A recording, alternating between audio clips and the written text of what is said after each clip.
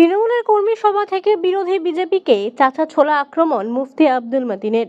হারোয়া বিধানসভা নির্বাচনের প্রাক্কালে রাজনৈতিক উত্তাপ ক্রমশই বাড়ছে। সে আবহে তৃণমূল কংগ্রেসের প্রার্থী হিসেবে বিশিষ্ট সমাজসেবী মুফতি আব্দুল মতিনকে সামনে রেখে জোর কদমে প্রচার শুরু করেছে শাসক দল।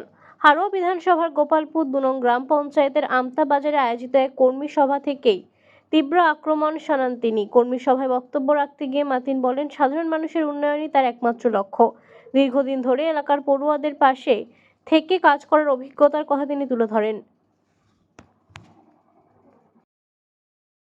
আমাকে প্রার্থী করেছেন হাড়োয়া থেকে, কেন করেছেন কি বৃত্তান্ত তিনি জানেন, সেটা অভিষেকজি তারা বলতে পারবেন। তবে আমার সঙ্গে দীর্ঘ সময় আলোচনার পর যেটা আমার মনে হয়েছে আমি সেটা বলেছি। সবচেয়ে আমার বড় লড়াই হলো একাত্মবোধ, ভারতবর্ষকে একত্রীকরণ রাখা, পশ্চিমবঙ্গ থেকে ভারতবর্ষ থেকে উৎখাত করে দেওয়ার একটা ষড়যন্ত্র, বাংলা ভাষাভাষী মানুষের প্রতি একটা স্টিম রুলার চালানো। তার স্পষ্ট দিব্য প্রমাণ দেখছেন। বাংলা ভাষাভাষী মানুষদেরকে আমাদের ভোটার লিস্ট থেকে বাদ দেওয়া এবং উল্লেখযোগ্যভাবে মুসলিমদেরকে বাদ দেওয়া। কারণ তার হলো একটাই, যে মুসলিমদের বিরাট একটা অংশ টিএমসিকে ভোট দেয়।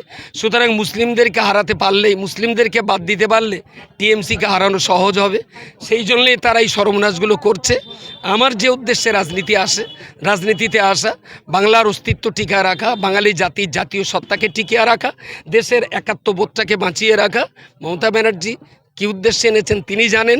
তবে আমার মনে হয়েছে আমার কর্মকাণ্ড, এবং আজকে থেকে নয়, মমতা ব্যানার্জি অভিষেকজি হয়তো আমাকে ডাকতেন না, আমাকে ডেকেছেন হয়তো এই কারণেই আমি আয়রা লিভ করতাম। আমি লকডাউনের সময় বহুদিন ধরে লঙ্গরখানা চালাতাম। আমি যশ আর বিভিন্ন ক্ষেত্রে মানুষের রিলিফের কাজ করেছি, শিক্ষা নিয়ে দীর্ঘদিন ধরে কাজ করেছি। হয়তো তাদের মনে হয়েছে যে এই মানুষটা টুকটাক অল্প হলেও কিছু কাজ করেন, মানুষটাকে এইরকম একটা জায়গায় আনতে পারলে হয়তো কাজটা আরও বেশি করে করতে পারবেন, তাই হয়তো তারা আমাকে এই জায়গায় এনেছেন। আমি কৃতজ্ঞ। আমার বার্তা যেটা আজকে বললাম ভালোই বুঝলেন, শুনেছেন সবাই।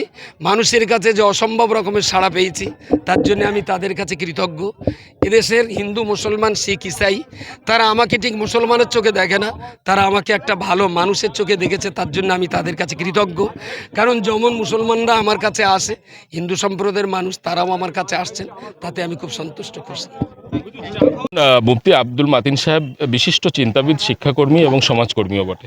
তাঁর একটা আলাদা গ্রহণযোগ্যতা ইতিপূর্বেই নির্বাচনে প্রার্থী ঘোষণা হওয়ার আগেই রয়েছে।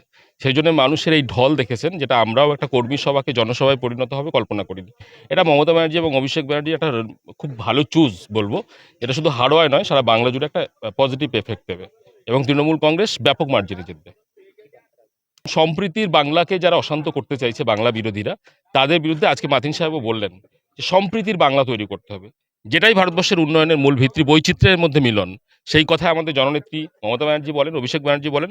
তার সুযোগ্য উত্তরসূরি হিসেবে মতিন সাহেব আজকে সেই কথা বলেছেন। আমরা চাই সুন্দর বাংলা গড়ে উঠুক, সকালে আমরা মিলেমিশে চলতে পারি, উন্নয়ন হোক। এখানে কোনো প্রতিপক্ষ নেই। আমরা আসলে মনে করি না যে তৃণমূল কংগ্রেসের সত্যিই কোনো প্রতিপক্ষ আছে বাংলাতে, এবং বিশেষত হাড়োয়াতে, গোপালপুর 2 নম্বরে সত্যি রাজনৈতিকভাবে প্রতিপক্ষ কেউ নেই।